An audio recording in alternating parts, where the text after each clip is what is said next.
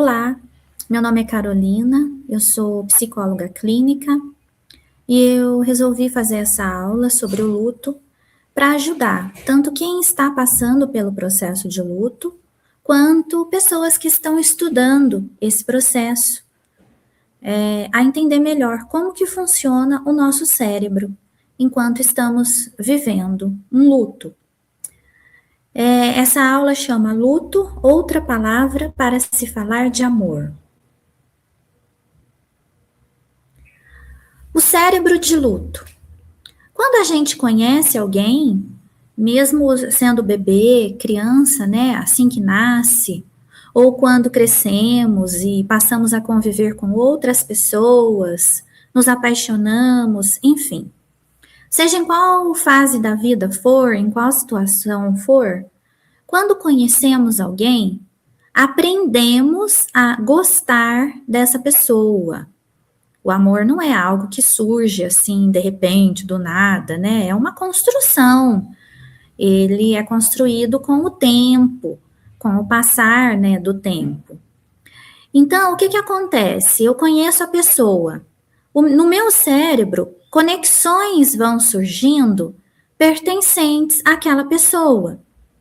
Então, conexões aparecem referentes à voz, à fisionomia, ao cheiro, ao que ela gosta, deixa de gostar, as memórias que vamos criando juntos. Esse processo a gente chama de neuroplasticidade. O cérebro se modifica quando conhecemos alguém, vai criando novas conexões e essas conexões ela modifica o cérebro. A neuroplasticidade é a capacidade do sistema nervoso de alterar, adaptar e reorganizar sua estrutura física, suas funções e suas conexões. Isso ocorre em resposta a novas experiências e aprendizados, estímulos ambientais. Então, é como eu falei, conforme a gente vai vivendo coisas, conhecendo pessoas, lugares, vivendo novas experiências, estudando ou não, o cérebro vai se remodelando com a criação de novas conexões, né? Isso a gente chama de neuroplasticidade, o cérebro vai se moldando. A codificação sináptica é exatamente isso, essas ligações que eu expliquei. O cérebro recruta milhares de novos neurônios e conexões sinápticas, dedicados exclusivamente àquela pessoa. Cada detalhe, o tom de voz, o cheiro, o jeito de andar fica fisicamente impresso nessa rede. Então, é a mesma base da neuroplasticidade de quando a gente aprende a ler e a escrever. Na leitura, o cérebro cria imagens, né? Mapa visual referente à fonética das palavras e à imagem das palavras, né? Então, depois de um tempo, quando você já está acostumado a ler, escrever, né? Você já tem certa habilidade nisso, só de você bater o olho na palavra, você já lê ela automático, super rápido, né? Você não fica ali tentando decodificar letra por letra, sílaba por sílaba. E com as pessoas que a gente ama, é mais ou menos a mesma coisa, né? O cérebro decodifica a pessoa nas dimensões de tempo, espaço e proximidade. O cérebro passa a prever a presença física do outro na sua rotina, da mesma forma que prevê o som de uma letra, o que a gente chama de GPS. Ou seja, eu estou aqui agora, mas quem eu amo está num outro lugar. Eu sei que lugar é esse. Isso me acalma, porque eu sei o espaço que essa pessoa está. Eu sei que ela está no tempo presente, nesse momento. Eu sei até o que ela está fazendo. Isso torna essa pessoa que está longe, próxima. Saber aonde ela está, como ela está e fazendo o que, traz essa pessoa de longe para perto de mim. A gente chama isso de GPS. O nosso cérebro, ele fica rastreando aquela pessoa. Ele tem a necessidade de saber aonde a pessoa está. O cérebro passa a funcionar sobre a premissa de que o outro é permanente. Por quê? Porque ele fica o tempo todo tentando rastrear, né? Tentando saber, né? E quando ele sabe, ele entra num estado de tranquilidade, de relaxamento. Esse funcionamento do cérebro faz com que ele acredite, né, que todo mundo é permanente, que ninguém vai morrer.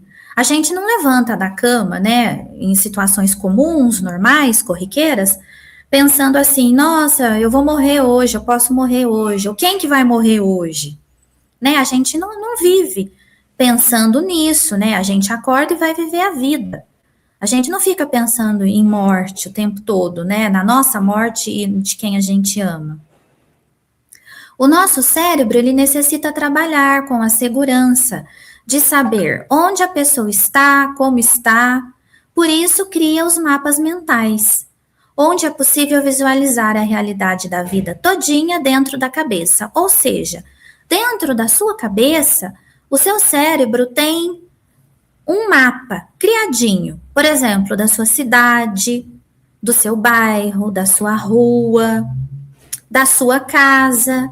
Se você fecha os olhos, você consegue visualizar a sua casa, cada móvel, aonde se encontra, os objetos. Tem tudo montadinho dentro da sua cabeça. As ruas que você passa, você é capaz de programar o trajeto que você vai fazer na sua cabeça. Isso a gente chama de mapa mental. E nesse mapa mental moram as pessoas que a gente ama. Quando encontramos alguém que amamos ou gostamos muito, o cérebro ativa um sistema de recompensa. Então, eu encontrei alguém que eu gosto, que eu amo. Aquelas conexões pertencentes àquelas pessoas são acionadas. E, ao mesmo tempo, o cérebro, ele despeja hormônios que são tidos como hormônios do prazer. Como, por exemplo, a ocitocina, que é conhecida como o hormônio do apego e do vínculo social. Ela aumenta a sensação de segurança, intimidade, confiança profunda entre as duas pessoas. A dopamina, que é o neurotransmissor da motivação e do prazer. É ela quem gera aquela sensação de euforia, felicidade, vibrante. E o desejo intenso de buscar e estar perto da pessoa amada. E os opioides, substâncias naturais do cérebro que causam bem-estar físico e amortecem dores ativadas pelo toque e pela presença reconfortante do outro. Então, por exemplo, você está vivendo alguma situação que está te causando dor, uma doença, alguma coisa. Só de você ver alguém que você ama, por exemplo, a sua mãe, essa dor, ela já dá uma amenizada. Por quê? Quando você vê a pessoa, o seu cérebro ativa as conexões pertencentes a ela e despeja esses hormônios que são do prazer, porque você está tendo contato com aquela pessoa, uma sensação boa vem, a dor física ela é diminuída, né? E a emocional também. Esse mecanismo de recompensa que eu acabei de explicar, ele funciona também da mesma maneira para quem usa drogas lícitas ou ilícitas. Por quê? Porque o cérebro ele não possui um funcionamento para uma coisa, outro funcionamento para outra coisa. Não, ele funciona do mesmo jeito para tudo. Então, quando eu encontro alguém que eu amo, ele ativa as conexões e despeja hormônios que dão prazer.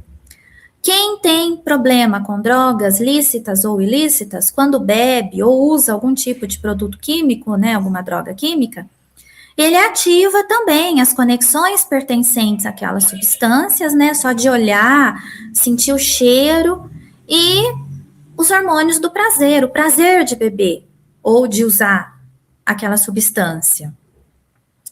O circuito afetado que faz gerar, né, esse prazer, esse sistema de recompensa, é o mesolímbico. O amor e o apego utilizam esse sistema de forma natural e saudável, enquanto as drogas, o álcool, sequestra esse mesmo mecanismo. Por quê? Porque além de eu ver aquele produto que eu vou consumir e ativar as conexões no cérebro e ter, né, os hormônios despejados, que são os hormônios bons da recompensa, né? Existe a entrada dessas substâncias no corpo, né? Que alteram o funcionamento desse cérebro.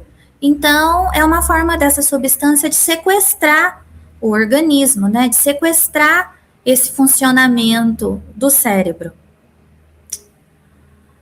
O sistema de recompensa mesolímbico é o principal circuito neural do cérebro. Eu trouxe uma imagem aqui para vocês, olha. Essa linha vermelha aqui, olha, começa na parte frontal e vai caminhando até chegar lá no meio do cérebro.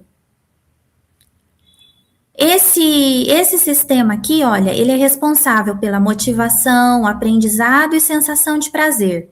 Ele promove a repetição de comportamentos essenciais para a sobrevivência, como comer e socializar. O grande problema, né, que autores, principalmente a autora do livro O Cérebro de Luto aponta, né, é que as sinapses, elas não morrem, né, os caminhos hormonais, eles continuam lá. E aí você perde alguém morre. O seu cérebro, ele continua tentando ativar essas conexões e esses hormônios, porque é um prazer encontrar quem se ama, né? Toda vez que você encontra, esses hormônios são ativados e dão prazer para o seu corpo, para o seu cérebro. Mas a pessoa morreu e você não tem como mais vê-la, como acionar as conexões pertencentes a ela para ter, né, aquela dose diária de hormônios. E aí, o que acontece? O teu cérebro continua te dando o comando para você ir atrás da pessoa, mas você não tem mais como ir, porque ela faleceu. Então, o cérebro continua disparando a necessidade de buscar a pessoa, gerando a dor do anseio, saudade, através da dopamina, mas recebe um erro biológico, porque o outro não está mais lá. O luto, portanto, é o processo demorado e doloroso de reconfigurar fisicamente essas sinapses, que antes pertenciam à rotina com o ser amado. Então, o cérebro, ele vai levar um tempo para se reconfigurar, né? Para compreender que aquelas sinapses, elas não vão ser mais acionadas com a presença da pessoa, e ele vai ter que reconfigurar aquele mapa mental, de uma tal maneira que aquela pessoa, ela não exista mais naquele mapa. Porém, ela não vai deixar de existir na sua cabeça, né? Ele vai se reconfigurar para continuar existindo sem a presença física daquela pessoa, mas as lembranças daquela pessoa, elas não vão ser apagadas. Mary Frances O'Connor, que é a autora do Cérebro de Luto, o livro Cérebro de Luto, e outros neurocientistas apontam que a dor de perder alguém que amamos ativa os mesmos caminhos cerebrais de um dependente químico tentando largar o vício. O fissura, lá, a pessoa que perde alguém, que está vivendo um processo de luto, tem as mesmas questões de quem está deixando o álcool ou a droga, né? Quando a pessoa amada morre ou desaparece, o cérebro continua condicionado a buscar aquela dose diária de dopamina e ocitocina que a presença dela fornecia. Como a pessoa não está mais lá, o sistema de recompensa entra em colapso. Isso gera o anseio desesperado, a saudade dolorosa, que funciona de forma idêntica à fissura de um dependente em abstinência. Então, o processo de luto não é uma coisa assim, muito fácil, tranquila, né? Supera, nossa, mas está demorando muito. Não, é um processo que leva tempo, e isso varia de pessoa para pessoa. A dor física. A falta abrupta dessas substâncias químicas desregula o sistema nervoso, gerando sintomas físicos. reais, como aperto no peito, náusea, fadiga extrema, dor no corpo. Em resumo, o amor é, biologicamente falando, um tipo de vício natural e saudável que desenvolvemos por alguém. O luto é o processo forçado de desintoxicação e reajuste desse sistema. Então, é necessário paciência. Se você está vivendo um processo de luto, ou se você está convivendo com alguém que está vivendo um processo de luto, se você está atendendo alguém que esteja vivendo esse processo, tem que ter paciência. É um período que não tem um prazo fixo, pré-determinado para acabar. E são mudanças biológicas, né? São mudanças no corpo físico, na estrutura do cérebro. E cada um funciona no seu tempo. A doutora Maria Helena Pereira Franco, no livro dela, fala: o luto é psicologicamente tão traumático quanto uma queimadura ou ferida física. É só para a gente entender o tamanho da dor que a pessoa que está vivendo um luto sente. A dona Maria Helena ainda continua: o que torna o luto doloroso é o vínculo que se tem. O luto é o custo do amor. Então só entra num processo de luto quem ama. Quem ama. Já o Luz, que é um autor ligado ao Instituto Quatro Estações, ele coloca, o Rodrigo Luz: o luto é tristeza devido à falta de alguém, uma forte sensação de ameaça e desamparo, além de medo, raiva, entre outros. Nosso instinto é o de manter a ligação afetiva que nos ajuda a viver. E quando a morte vem, nos rouba nosso mundo, que foi construído para nos defendermos da ansiedade e da angústia que a solidão traz. Então você tem o seu mundo presumido, seu mundo ali direitinho, bem formuladinho no seu mapa mental, com as certezas que você acha que tem. E aí vem a vida e leva aquela pessoa que você ama embora. Nós mantemos relações sociais para nos mantermos seguros, né? Isso diminui a nossa ansiedade, a nossa angústia. Quando alguém falece, a gente vê, né? Poxa, mas parece que esse mundo não é tão seguro assim. Agora eu tô sem aquela pessoa, eu tô sozinho, eu tô desamparado. Sentimentos de medo, de raiva, de insegurança diante da vida aparecem. Por isso, corpo e mente protestam vigorosamente no início do processo. Trata-se de uma luta física e psicológica para não desistir de um amor. É muito comum as pessoas que estão vivendo um processo de luto terem, né, uma desregulação hormonal, problemas de anemia, entre outros problemas físicos, né? Porque o corpo desregula. Ele está vivendo uma situação que é de extremo dolorimento para ele, né? Então ele luta mentalmente, mas ele luta também fisicamente. E essa luta traz desgaste, traz cansaço. Portanto, conclui Luz, o luto é algo normal, sim. Todo esse processo é um processo normal. É um processo de readaptação, que dói muito, mas é normal. A recuperação do luto ocorre por meio da neuroplasticidade, onde o cérebro atualiza os mapas neurais, ou seja, ele vai refazer aquele mapa que a gente tem na cabeça de uma tal maneira onde aquela pessoa não se encontra mais, né? Então, ele vai pensar na sua casa sem a existência, por exemplo, da sua mãe ou da sua avó, ou ele vai pensar na casa que o seu ente querido morava sem a presença daquele ente lá, né? Você vai continuar lembrando da pessoa, das coisas que vocês viveram juntos, mas o cérebro, ele vai aos pouquinhos se reestruturar, né?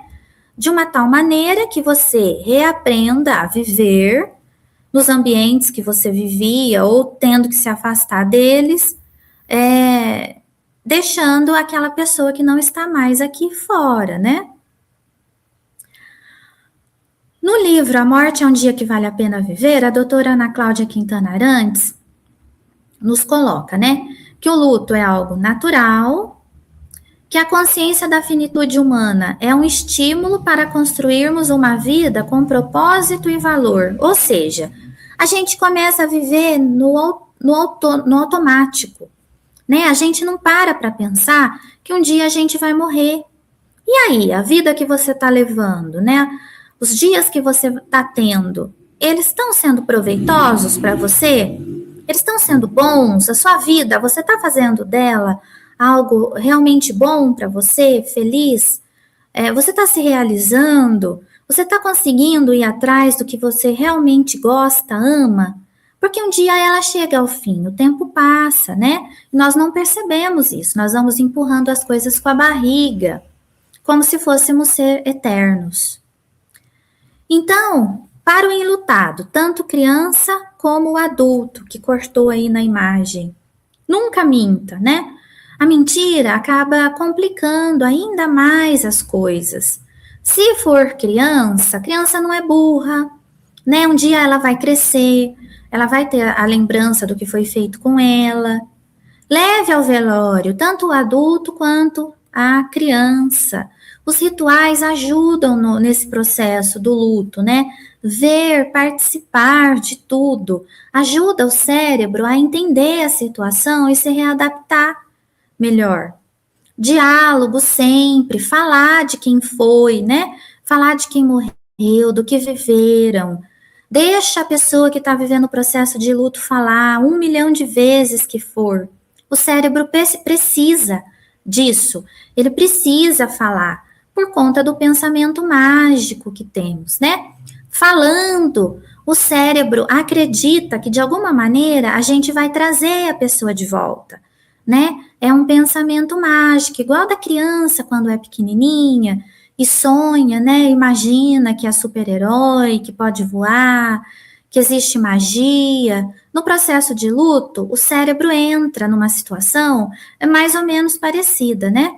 Que ele tem a falsa sensação que a pessoa vai voltar a qualquer momento.